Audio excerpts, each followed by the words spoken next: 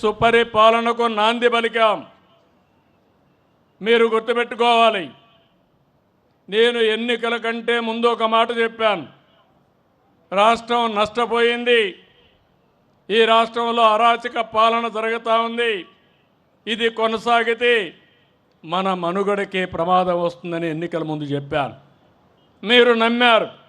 నమ్మడమే కాదు, 93% మేము పెట్టిన అభ్యర్థులు గెలిపించారు.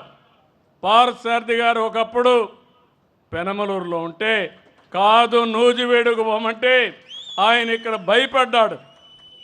భయపడితే నేను అన్నా, పార్థసారథి గారు మీరు నిలబడండి, నూజివీడు ప్రజల మనసులు నాకు తెలుసు, బ్రహ్మాండమైన మెజార్టీతో మిమ్మల్ని గెలిపిస్తారని ఆ రోజే చెప్పాను.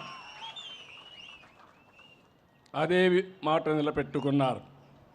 ఇప్పుడు పార్థసారథిని కూడా మీ ముందర అభినందిస్తున్నా.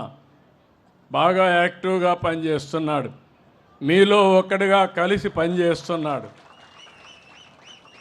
దానికి అభినందనలు.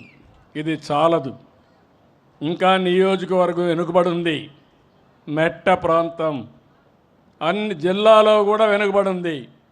అన్ని విధాల అభివృద్ధి చేసే వరకు ప్రత్యేకమైన శ్రద్ధ పార్థసారథి గారు పెట్టాలి.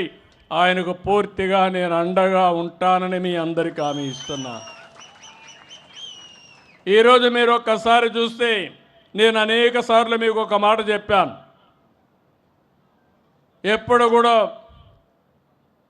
సంపద సృష్టించాలి, అభివృద్ధి కార్యక్రమాలు చేయాలి, ఆదాయాన్ని పెంచాలి, మన పిల్లలకు ఉద్యోగ అవకాశాలు కల్పించాలి.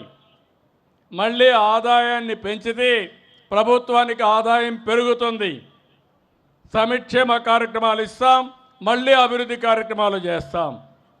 అప్పుడే ఇది సాధ్యం అవుతుంది.